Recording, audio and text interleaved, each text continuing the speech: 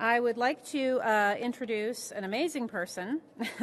Linda Kaplan Thaler is responsible for some of America's most famous advertising campaigns. I know you've seen them, including the Aflac Duck and the Yes, Yes, Yes Herbal Essences shampoo commercials. Much of her work has become part of America's pop culture landscape, and she has composed renowned jingles such as I'm a Toys R Us Kid and Kodak Moments. Linda has also worked on presidential campaigns for Clinton Gore in 1992 and Hillary Clinton in 2008. Linda is the former chairman of publicist Kaplan Thaler, with a client roster that includes Procter & Gamble, Citi, L'Oreal, Pfizer, and Wendy's. She is now the president of Kaplan Thaler Productions and a renowned public speaker. Linda is also a best-selling author and television personality. She's appeared on The Apprentice, CNN, The Today Show, Good Morning America, and hosted Oxygen's series Making It Big. Her collaborations with her co-author, Robin Koval, have all become bestsellers, including The Power of Small, The Power of Nice, and Bang, Getting Your Message Heard in a Noisy World. Their new book, Grit to Great, is also a bestseller and will be available at the signing table outside after the presentation. Linda's talents have earned her the prestigious Matrix Award, the Advertising Woman of the Year Award, the UJA's Mac Dane Humanitarian Award, and the Women's Leadership Exchange's Compass Award. She was also named one of Advertising Age's most influential women in advertising. Linda won the New York Women in Film and Television's Muse Award, the first woman in advertising to receive that honor. She's here today with us to tell us about Grit to Great. It is my great privilege to introduce Linda Kaplan Thaler. Thank you. You bet.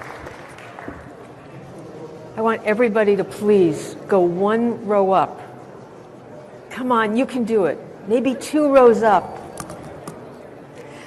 I also want to know, are you happy?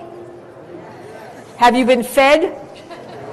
At first I thought this was a luncheon. Happy fed. That's what did I know? Okay. All right. We're going to start this by making everybody very happy. How many of you have a secret fantasy? Yeah, dinner with Hugh Jackman is not one of them. I'm sorry. That doesn't count. A fantasy of something that you've always wanted to accomplish but didn't think you could. Okay? Well, I'm going to tell you a story. You know the end of the story, but I don't think you know the beginning of it. Okay.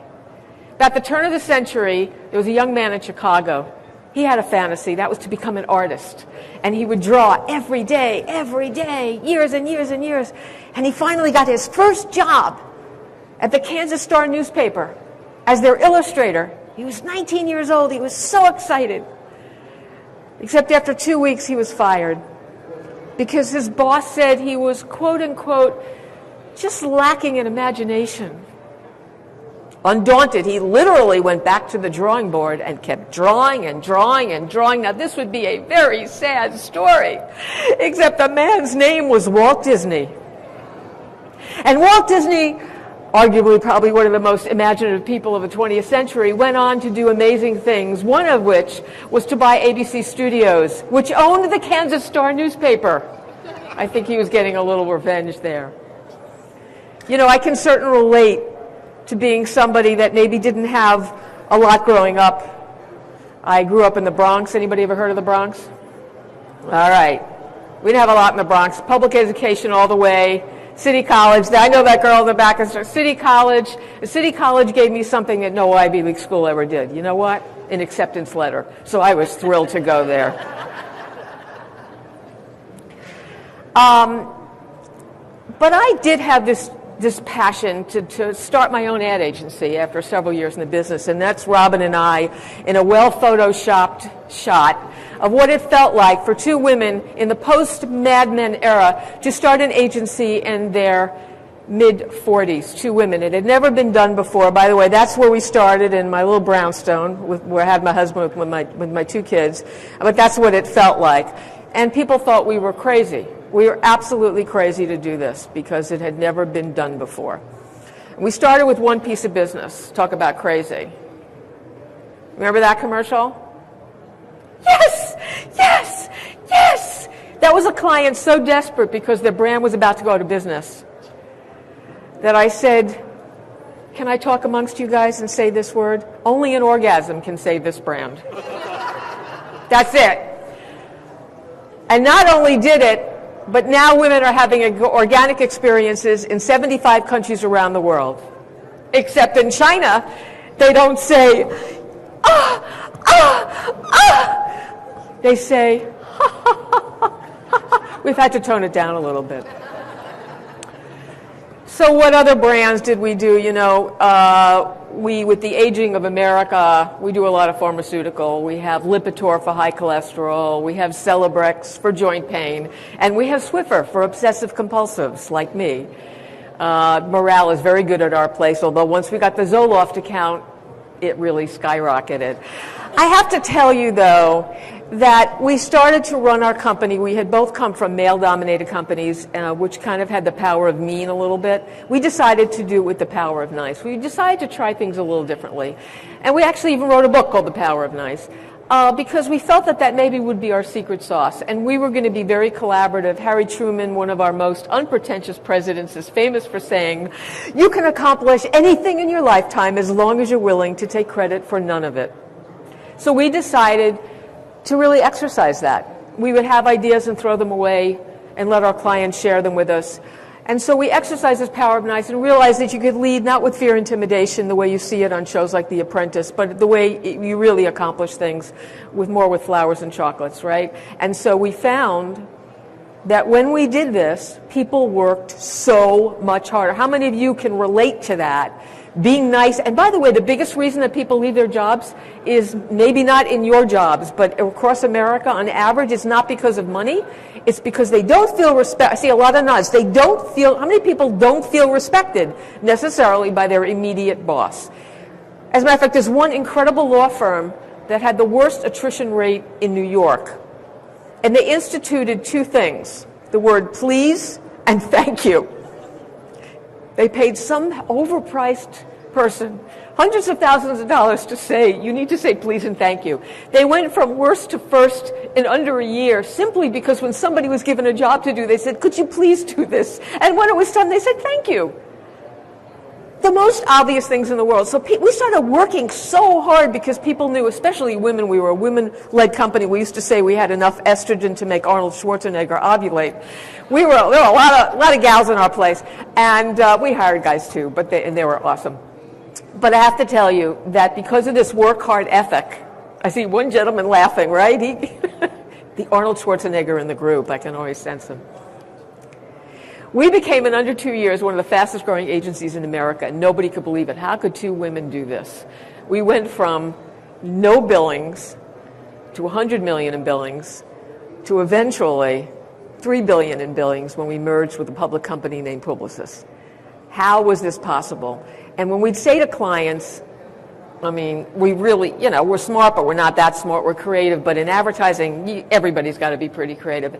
And to a person, the client would say to us, well, we like the chemistry, your work is amazing, but we couldn't imagine anybody working harder than you do. And when we pitched the Wendy's account against 75 other agencies, we were a laughingstock because we had like 15, we hardly had any people in the company. But we decided, because we knew we had no chance of winning, and I love playing the underdog, we would go far beyond the pale. And we did. We actually even set people out in the agency to work at Wendy's to learn how to make a hamburger and a Frosty, and there were some perks along the way as we ate a lot of what we were making. But basically we won the account because the client said, you just outworked everybody. A famous quote from Michael Bloomberg, our esteemed ex-mayor of New York, said, I will never be the smartest person in the room, but I will outwork anybody, and that's why I win every single deal. So we started looking around at people, truly amazing people, and what we found is these extraordinary people were incredibly ordinary growing up. Colin Powell, C- student, and he went to City College too, all through college, until he discovered, like we learned today with Gabby Gifford and Mark Kelly, discovered a passion for something he really wanted to do. For him, it was the military, to serve his country. Steven Spielberg, the incredible Steven Spielberg, did you know that he tried out for film school 3 times and got rejected? Tried out, interviewed, sent out acceptance, wanted an acceptance letter from UCLA. 3 times he was rejected. Now they have a course in Steven Spielberg's films, which I think they let him audit. because he didn't actually, I don't think, ever went there. Michael Jordan! You think he was born with this amazing gift of physical prowess? How many people know that he did not even make his high school varsity basketball team? Unbelievable. They didn't think he had that gift. Jack Ma of Alibaba, when he got out of college, he was so mediocre that he couldn't even get a job as a server at a KFC. None of these people had what you would call the it factor. Not one of them. What they did have, and what we found in our research, is what we call the grit factor. And we define it, I'm an ad person, so we made it into an acronym easy to remember: guts, resilience, initiative, and tenacity. And when you look at the research that's come out, I mean, everybody knows hard work is important, but when you look at the research that's come out recently, it is astounding. Do you know of people who are born prodigies, Mensa IQs and virtuoso talent? Can you guess the percentages of those people who become even moderately successful? Anybody want to hazard a guess? I heard a 1. You're close. 2%. There is a negative correlation between people who are born geniuses and their success level. And the reasoning is, for many of the psychologists who look at this, is that everything comes very easy to people who are incredibly gifted. It comes easy until it doesn't. And eventually they all hit a roadblock, and when they hit the roadblock, they don't know how to deal with it because they have never had challenges. Conversely, 98% of the people who are successful in the world they have this grit factor, and they faced some kind of challenges. In the case of Wendy's, I talked about pitching Wendy's, Dave Thomas, he had a very, very difficult childhood. He had deformed feet because he wore shoes that were so small because he couldn't afford bigger ones, and labored away as a short order cook, realizing that maybe he was never going to do anything except know how to make a good hamburger, and boy, did he ever. And by the way, he had one person who believed in him, his adopted grandmother. Adopted grandmother said, whatever you do it with quality and never cut corners. How many of you ever been to a Wendy's restaurant? Do you know what the hamburgers look like? What shape are they? You know why? Because in honor of his grandma Minnie, he never wanted to cut the corners off the hamburger, So that's what that is about. So we're a country that basically was formed by grit. That's how we got through 2 world wars and the Great Depression. But I don't know about you, I think something's happened in the last 20 or 30 years. And maybe our grit quotient is not what it could have been, and maybe what it should be. Now, there are 3 things I think that are to blame. One of them is something called the self-esteem movement. Have any of you ever heard of the self-esteem movement? Well, if you're a parent like me, about 20 years ago, I see a lot of smiles, a bunch of psychologists and sociologists got together and decided we weren't giving our kids enough self-esteem and self-worth. We needed to tell them how important they were, how unique they were, how brilliant every single person was, and everybody was a winner. As a matter of fact, we found in our research a great medal that said, if you've had fun, it was for a race, if you've had fun, you've won. I don't know what career they were planning their child to go into, but it certainly wasn't advertising, and I don't think it was any job that you're in, okay? You either win it or you don't. And this became a huge disaster because you end up with a lot of millennials, and I'm sure there are some in the audience, who in some ways feel that sense of, why am I not always given a trophy? By the way, I speak at a lot of colleges, and the first thing I tell them is, I don't care what your GPA was, I don't care what your SAT is, you're not that special. And once they hear that, then they get it. They don't get angry. They go, I said, you're going to have to work your tail off, and that's the only way you're going to do it. Now, I can go on and on about the self-esteem movement, what a disaster it was, but it wouldn't be nearly as clever as this clip from Meet the Fockers. Take a listen. I just love that clip because it just epitomizes that we need to sort of turn the pendulum around and, get our kids to understand that, the blessings of a skinned knee, as they say, it's okay to fall and get back up and do this stuff on your own. So the second thing that doesn't help us is the media. The media says everything is immediate. Stardom is just a selfie away, and everybody's an overnight YouTube sensation, and nobody realizes that when that singer makes it on YouTube, they've already had 200 videos through the years that nobody ever saw or recognized. And I love, this is the best one, how many people have watched The Biggest Loser? So you see somebody shed 40 pounds between commercial breaks, and you don't want to read the fine print that said it took them a year and a half of diet and exercise. We don't want to work that hard. But the third thing is the amount of data, and are you hearing about data and all this stuff that's streaming down and I'm, in the ad business, I'm to blame. 6,000 to 7,000 messages a day have to do with advertising, so I'm sorry about that. But it's just interminable, right? And we have reached a milestone. You know what that milestone is? You know what our attention span, Microsoft just did a study. You know what the average attention span of an American is now? 8 seconds. The reason it's a milestone, because a goldfish has the attention span of 9 seconds. And I have to tell you, when the goldfish read that study, even they were completely shocked. Now, the good news is that the one thing about grit is that you don't have to be born with it. You can develop it whether you're 8 or 88. And, I love the fact when you talk to people in their 80s and 90s and even 100s, and you ask them why they keep doing something, and you think that there's a certain point where your grit level and, you can you get to that plateau and then you're done and whatever. Pablo Casals, arguably one of the best cellists of the 20th century, if not the best. When he was 93 years old, he was still practicing 4 hours a day.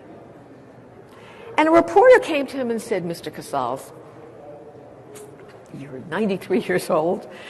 Why are you still practicing 4 hours a day? And he looked up in shock and said, because I'm beginning to see some improvement. So this is the remarkable thing that you learn, is that grit can keep continuing. And we talk, when you get the book today, you'll see a lot of grit builders, ways to help your grit quotient. And by the way, if you go to grittogreat.com, you can take a grit quiz that 15,000 people have taken by Dr. Irene Cohn. You can sort of assess what areas work good and where you can develop more. So we talk about what are the levels of grit. Let's talk about guts. Guts, that ability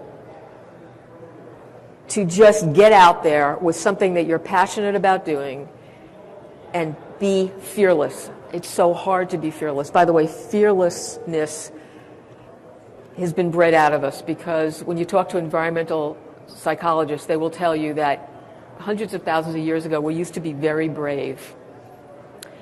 But what happened is the people, like in Cave 21, when they're preparing dinner and somebody had to kill the woolly mammoth in heat, the guy who said, I'll do it, he never got back for dinner.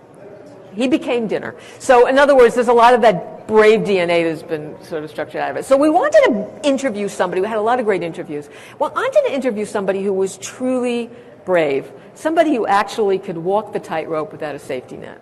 So we interviewed Nick Wallenda. Now, Nick Wallenda, his whole family are aerialists. Nick Wallenda walked across the Grand Canyon a few years ago. And we got to have an amazing interview with him, not while he was walking across, but afterwards.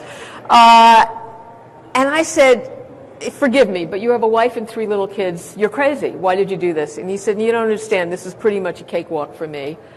Really? He said, yeah. And this is when I began to understand how this applies to what we all do every day. He said, I did not just prepare for this event. I over-prepared. And he talked a lot about the notion of over-preparation. He prepared for 5 years in his backyard in Florida, under every wind current, every rain, anything that could happen in the Grand Canyon. He did it 5, 10, and 20 times that level. Cyclone speeds. And by the way, when he landed, you'll never guess what he said to us. I said, what was the first thing you thought of when you landed? And he said, the first thing I thought of was, what am I going to do next? He said, and I always remembered my great-great-grandfather who said to me, and I will just impart this to you because I love it. He said, always remember that life is on the high wire and everything else is just watching. Right? Life is on the highway. You're supposed to be nervous when you're doing something exciting and new.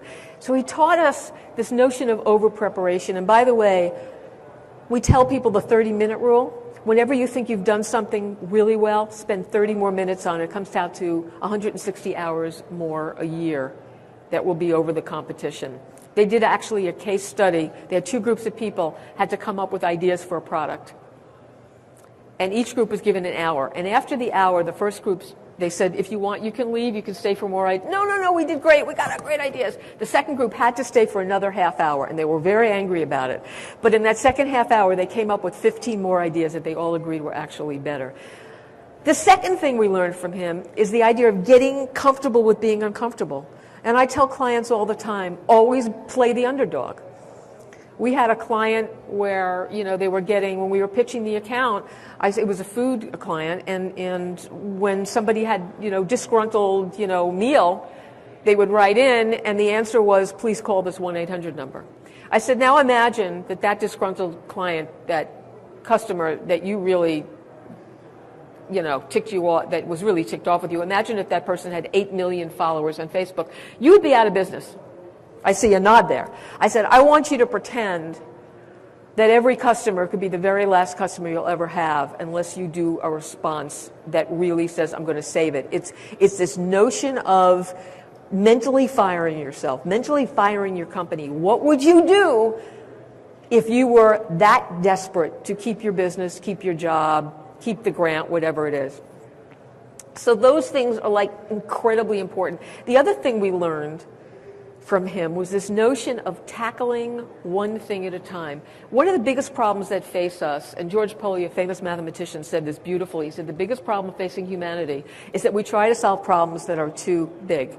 You have to break your problems down into little itty-bitty parts. By the way, the Niagara Falls was only built because of that. They did not know. They didn't have airplanes then. They did not know how to get a bridge, to make this incredible tourist attraction. They didn't know how to do it, because they didn't know how to get a steel cable from New York to Canada. There was no way they couldn't do it with a ship because of the falls. You know how they did it? Anybody guess? What? I can't hear you. But okay, I'm sure it's a good answer. I will say that I have asked this question for over a year now. And one person actually got an answer, and I think it was a little person who actually gave it to me, is that they finally realized they were trying to solve a problem that was too big. So one of the townspeople said, I don't know anything about engineering, but why don't we just try to get something across? Like what? I don't know. Let's have a kite flying contest, and let's see if a kid can get their kite across. And they did, and this little guy, Horace, got $10 whole to get his kite to go across to Canada. So now they had a string that connected Canada and New York. They had tied the string to a rope, and eventually they tied that to a steel cable. And now we have the Rainbow Bridge, arguably one of the best tourist and most profitable tourist sites in the world, because somebody was told to go fly a kite. I had to tackle a small problem that was actually started as a large problem when a little-known company named Aflac called me up. They had 3% awareness. This is about 15 years ago. I had never heard of them. They'd spent $100 million in advertising, and virtually no one ever heard of them. This is not a good use of funds. So we had mounds and mounds of research. They wanted something very emotional. They wanted people to people. And obviously all the things we didn't end up doing. They wanted us to talk about the policy. I said, you want so much. This is huge. No wonder you haven't been able to solve this problem. So we went over to Dan Amos, the wonderful, wonderful CEO. And by the way, I'm a big believer in after a meeting, go over to somebody and ask them, what keeps you awake at night? I said, what keeps you awake at night? He's from Columbus, Georgia. He said, Linda, I don't know if I'm doing a good Georgian accent, but I'm doing my best.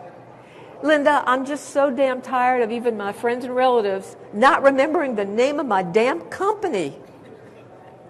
It's just a hard name to remember. It's an acronym, American Family Life Assurance Company. I said, you know what, Dan, forget about all that other research. I'm going to come back with commercials where America's going to remember the name Aflac, because we're going to figure out a way to say it over and over again. If you do that, I don't care if you show me a naked man tap dancing on a roof, I'll put it on the air. Came back to the agency, and nobody could remember what we're pitching. They keep saying to me, what are we pitching? What is it called? Aflac, Aflac, Aflac. Finally, one of the art directors pinches my nose. We have a very informal company, so you can pitch the CEO. He said, say that again. I went, Aflac. You know, apropos of nothing. He was just kidding around. You know, you sound like a duck quacking. Ta-da! By the way, I'm giving you an insight to the deep intellectual knowledge that I have garnered for all my years. I have a master's degree in music. I really am a smart... No. I said, that's it. That's how America's... You know, somebody would have laughed. I said, that's how America's going to remember the name, and no one's ever going to hear it on television, but you know, we were going to hear it over and over again. And we give it to Dan Amos. He said, no way. No way. I'm not going to have our insurance salesman be a friggin' duck. I said, I'll tell you what. I will personally pay for the research. Actually, it was Robin and I, our founder and the co-writer of my book. Robin and I took our own money, $25,000, and paid for the research. Got the highest recall score ever in the insurance category. They went from 3% awareness to 96% awareness in under 3 years, and legendary success. It's a Harvard case study. But the thing that I'm most proud of is now when ducks see other ducks, they immediately think of supplemental insurance. So there you go. So we talk about guts. Let's talk about resilience. Resilience is his ability to fail and fail and fail. I call it failing forward. We don't like to fail, I understand, except that failure is part of the process. And I love hearing about this guy. How many of you know who James Dyson is? I know it's going to be mostly women. Do any men here know who James Dyson is? So these guys vacuum. I'm very happy. He came up with the bagless vacuum cleaner. Now, what you don't know about James Dyson is it took him 15 years, and he had 5,126 prototypes that totally sucked. Or maybe I should say didn't suck. That was the problem. But he never, ever, ever gave up. He didn't give up because he said he realized now that all those thousands of prototypes, he originally had something sort of incrementally in his mind, but he came up with something revolutionary because of all of these failures along the way. Now, I'm upset that we don't sort of celebrate our failures and think of it as moving forward, but I'm more upset as parents that we don't let our kids fail. Okay, I'm going to raise my hand. Anybody here hate to see your kids fail? Okay, come on. Let's see some more. Okay. So you got to imagine, my daughter is 5 years old, my daughter Emily at the time, and I'm going to teach her how to ride a bike. Everybody knows how to ride a bike, right? We get her into the park, and I hold onto her seat, and I'm pushing and pushing and pushing and pushing and pushing. As I start to let go, if it looks like she's going to wobble, I catch her. Well, I did this for 2 years.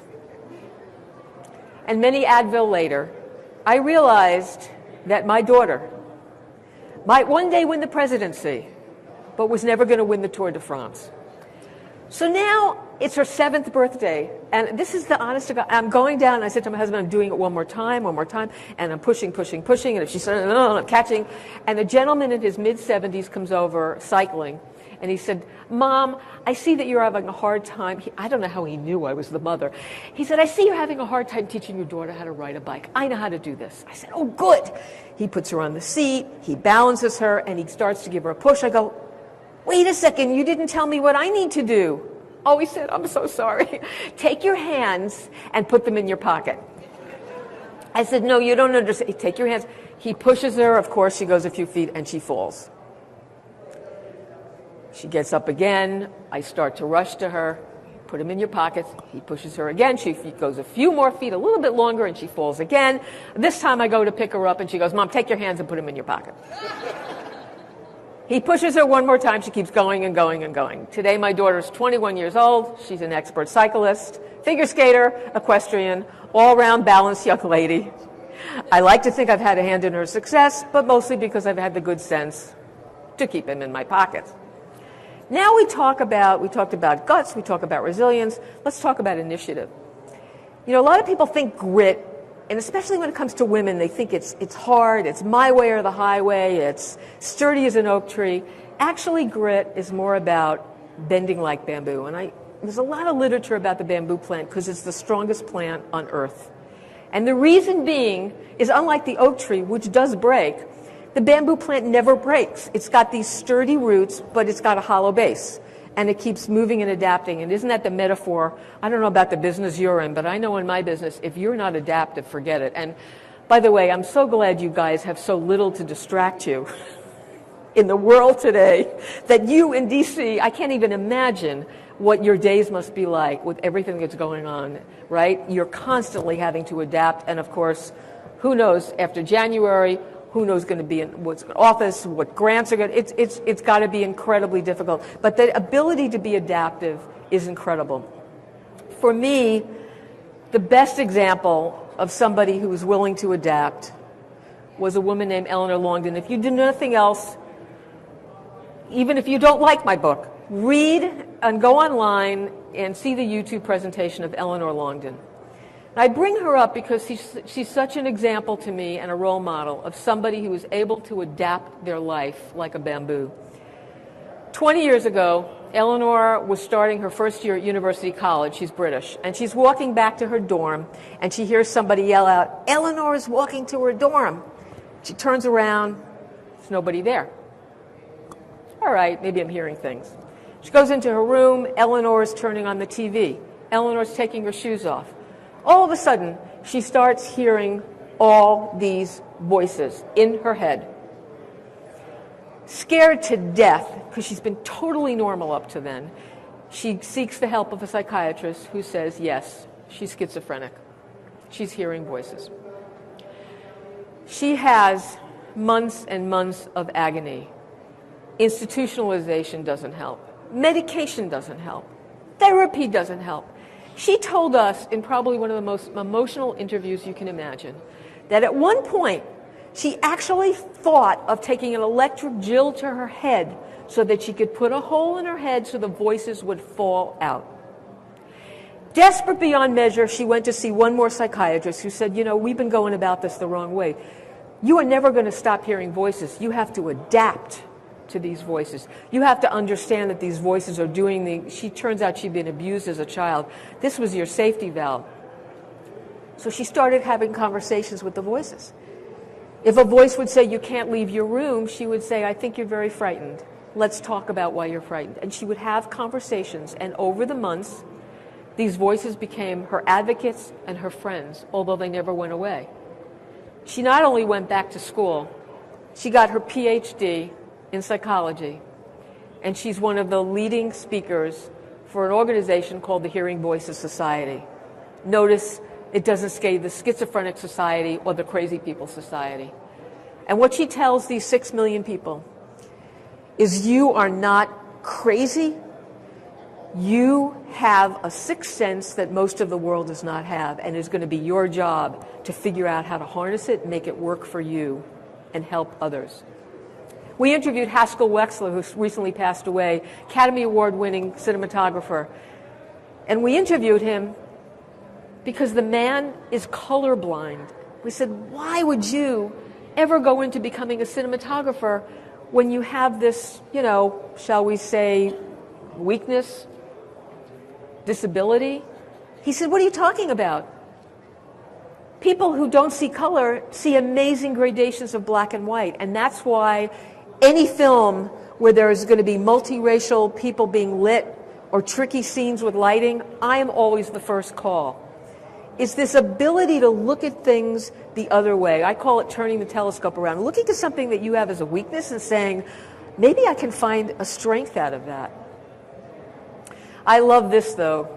We're all after our plan A's. You know, my plan A was theater until I realized my real passion was advertising. But you know what? It's good that plan A didn't work out for me. Fall in love with plan B. Steven Spielberg does a great talk at the Actors Studio. He said, every great scene in every movie was because of a plan B. This was one of my favorite ones. By the way, you know about Jaws. You know that when they shot Jaws, the mechanical shark didn't work after the first take. Hundreds of thousands of dollars, and the jaw went and couldn't close. So that's why they came up with the John Williams bump, bump, bump, bump, bump, because we simply couldn't keep cutting back to this one shot of the shark. He talks about in Raiders of the Lost Ark, he said, great plan B. You know, we're shooting this scene with Harrison Ford, and he's dueling and dueling and dueling. It was a 20-minute scene, except we're about to shoot, and Harrison Ford comes to the set, 102 fever, sweating like a pig, and says, I'm really sick, I can't do this scene. Spielberg says, you don't understand. We have 200 extras, we're going to lose the light, we have to shoot the scene. He said, I'm sorry, I can barely move. Spielberg thinks for a second, he says, okay, plan B. You don't have to pick up the sword, it's going to be one take, you barely have to move. It'll take you 30 seconds, and you can go back to the hotel room and get better. And this is what they shot. So we talk about guts, resilience, initiative, tenacity. That's where a lot of us fall apart because it's a long haul. Beverly Sills, the great opera singer, said, there are no shortcuts to any place worth going. And I love telling millennials who feel that they've got to make it by the time they're 30 that actually the great apps and the great inventions and even the Nobel Prize winners are usually over 50. So, and I also remind everybody that the fastest growing segment of the population in the world are centenarians, or people in the hundreds. So what's your rush?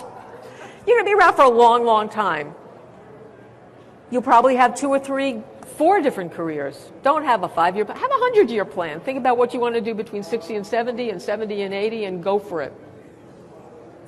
We have a lot of tips that we talk about in the book about things that's to keep you on track, to keep you tenacious. One of them is don't celebrate the big victories, celebrate the small victories. Paula Radcliffe, great marathon winner, said, if I had to get up every morning in training and know that I had to run 10 miles a day, I'd never get out of bed. So what do? What I do is I count 200 footfalls, that's a quarter of a mile, and then I count another 200, and that's I chop it down into little things that I sort of mentally pat myself on the back. I do that when I work out. I start at the highest incline, do that for 4 minutes, go to the next incline, the next incline. It's like becomes a little bit of a breaking it down, so it's sort of for me like downhill all the way. Second thing is, we get bored. I know we get bored. We have a lot of millennials who don't like to get bored, but I think we need to let our kids be bored, and it's okay to be bored because actually most creative ideas come around when we're bored because the brain fills up the vacuum. Einstein said in his writings, thank goodness for being bored. He worked in the patent office. It was the only place a Jew could get a job at the time. And he said, I was so bored that I would just sit and sit and sit, and he said, think. I would think a lot. And that's how he came up with the beginning of the theory of relativity, because he had a lot of time on his hands. So embrace that boredom. That's usually the most creative. Third, and I tell this for adults and I tell this for kids, start your day by making your bed. Start your day with that first accomplishments. When you leave the house, it gives you that endorphin rise. This was advice from Admiral William McRaven, a Navy SEAL, said best advice as a SEAL.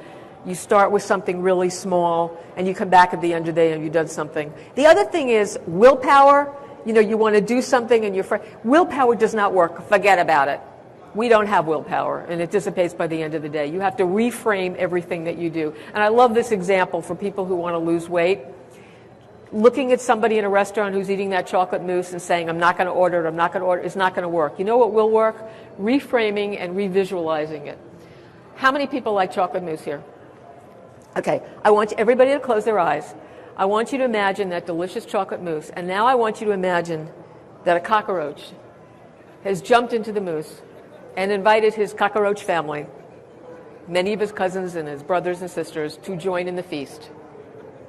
And as they slob around in that, I want you to open your eyes, and trust me, you'll never have chocolate mousse again. It always works. And this vision of tenacity, I got to tell you that grit, like a good Twinkie, has no expiration date. It goes on forever and ever and ever. And actually what we found is the biggest problem in the workforce today are that people between 65 and 72 are leaving, and they have so much of the experience that is necessary today, and it's very hard to replace them because of budget cuts. But also, yes, you do lose some brain cells, but people in their 60s have an amazing intuitive intelligence gained from experience, and we're losing a lot in that. I will also say that probably the best way to use our grit is when we use grit for good. And it's not just selfless. When you actually do something for someone else, it lights up the same part of the brain as when you get a kiss or somebody gives you money. It makes you feel good because we're hardwired as human beings to be happy when we help each other. That's how we existed. And by the way, happiness is not the absence of problems, which is what people say a lot about retirement. And don't get me started. Let's retire the word retirement. because it's ridiculous. It was invented during the industrial age simply to get older people out of the workforce because there weren't enough jobs for the younger people. We should do what Sherry Lansing says. It shouldn't be called retiring. It should be rewiring, because all of those people want to be a benefit and they want to continue to help out in some way. So I believe truly that using our grit for good at any age is really incredible, not just helping somebody else, but the way it makes you feel. And by the way, when you feel good about yourself, you always work harder. I'm reminded of a part of the proceeds for our book go to Covenant House. I do some work with Covenant House. Are you familiar? Do they have one in D.C.? It's for homeless youth. Many get maxed out of the foster care system between 18 and 23. And this gentleman that I work with, one of the caseworkers in New York, told me that 20 years ago when he was in the LA chapter, everybody had given up on this one young man, Ray. They couldn't rehabilitate to him because other kids they would pick up off the street who were panhandling, they got them detoxed, and they gave them job training. But this one guy, Ray, would not, nothing would work. Month after month, everybody gave up except this one gentleman, Brian, who had just started to work there. And one day he said, okay, I'm going to try something. I'm going to use my guts, my resilience, my initiative, tenacity. And he said, Ray, we're not going to go to Covenant House today, because he had been prostituting himself and panhandling and using drugs. We are going to go to your permanent home. Wow. He was all excited. He never had a permanent home. You know where he took him? He took him to Skid Row with the fire pits and the drunks and the rats. And he said, what do you mean? You told me I was going to my permanent home. He said, well, Covenant House doesn't seem to work for you. You don't listen to us. So this is where you're going to end up. Let's just cut to the chase. As he starts to walk away, Ray starts crying and screaming, you cannot leave me here. You can't do this. No, no, no, you can't do this. Finally, Brian turns to him and he says, I'm giving you one last chance. Takes him back to Covenant House. And then Brian gets relocated eventually into New York, so he loses track of what happened to him. 10 years go by. 10 years later, he gets a call from the head of Covenant House in Los Angeles. He said, Brian, do you remember somebody named Ray? He just walked in here. Brian starts to cry. He said, he must be about 30 now. I can't even imagine how he looked. And the head of the LA division said, he looked pretty damn good. Came in with a three-piece suit, pictures of his wife and kids. He has his own construction company. He also came in with a check for $10,000. And he said, if you see Brian, you tell him that the day he took me to Skid Row was the last day I ever took drugs and the first day of the rest of my life. Never believe for 1 second that you do not have the ability to change one lives or thousands of lives. And never believe for 1 second that what you do every day doesn't help people. Because every once in a while we need to remind ourselves it's not the attributes of our job, it's the role that you play for the world at large, it's particularly for this country, when we need you more than ever. And I leave you with this one last piece of inspiration, that if you're not sure what to do with your grit, look what some people have done with theirs. I want to thank you so much. I just want to invite you that I've signed the books, but if you want me to personally sign something, I'll be out there, or to answer any questions, right, out there. And I just want to let you know that a lot of people, if you want to reach me at KaplanThalerProductions.com, there's a request thing. I do a lot of speaking events. Obviously, I enjoy it and love it. You can follow me in all these other places.